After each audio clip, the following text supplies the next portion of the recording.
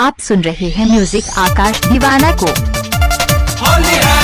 आकाश चौहान जनवा चौराहा, आकाश चौहान जनवा चौराहा, आकाश चौहान जनवा चौराहा।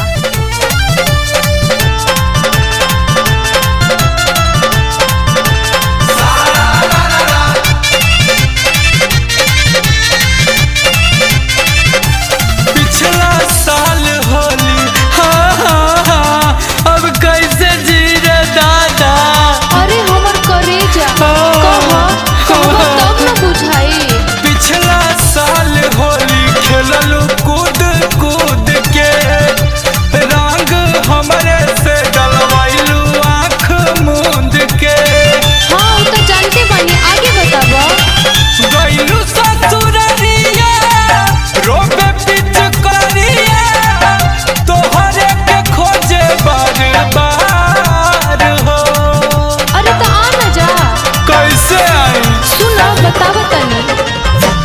हमरा फुआ के लइका बन के आ जाए यार सपना कहरी भाषा, मौका मिलते मार दीह पिच करिया के धार लुटी होली के लहार।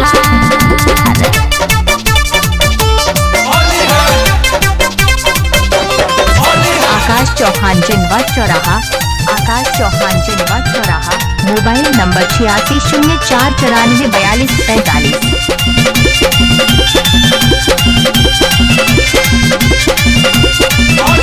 बुझाइए यार वो बात के मौका मिले रात के, दोनों बैलून मारंगी हमर तरह हाथी से अपना जात के। अरे समझो तरलू बात के।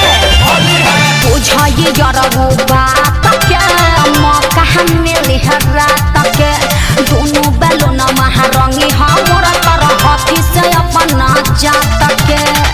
माना नहीं मनावा काहे? तोहरे करानावा, लागत फगुआ बेकार हो। अच्छा तो ई बात बा, इतने से बात खातिर रोवल जाला। पागल बाड़ा, रुकत हर उपाय बतावतनी। हाँ बतावा बतावा। हमरा फुआ के लइका बन के आ जाए यार सपना कहरी भाषा, मौका मिलते मार दीह पिच करिया के धार लुटी होली के लहार। आकाश चौहान जनवा चौराहा, आकाश चौहान जनवा चौराहा, आकाश चौहान।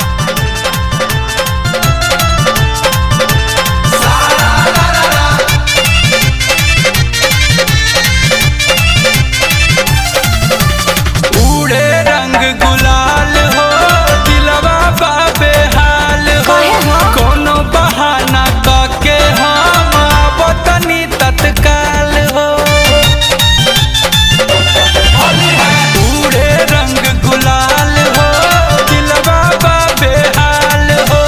कोनो बहाना काके हम आवतनी तत्काल हो। गुंजन न माल हो, कहीं दिल खोल है, तू ही बारू जिए के जुगाड़ हो। हाँ ए करे जा, आबो आबो सब प्लान फिक्स बा, एमे तनिको न रिक्स बा। आबो आबो न। हाँ हम आवतनी। तो सुन, हमारा फुआ के लइका बन के आ जाए यार सपना कहरी भाषा, मौका मिलते मार दीह पेचो करिया के धार लुटी होली के लहार। पिछला साल होली खेललू कूद कूद के, रंग हमरे से डलवाइलू आँख मूंद के। हाँ वो तो जानते बानी, आगे बताबो। गइलू ससुररिया रोबे पिचकारिया, तोहरे के खोजे बार बार हो। अरे तो आ ना जा। कैसे आई सुनो बताबो तनी। तो सुन, हमारा फुआ के लइका बन के आ जाए यार सपना कहरी भाषा, मौका मिलते आप सुन रहे हैं म्यूजिक आकाश दीवाना को। आकाश चौहान जनवा चौराहा। चौहान जनपद चौराहा। Mobile number 8604944245।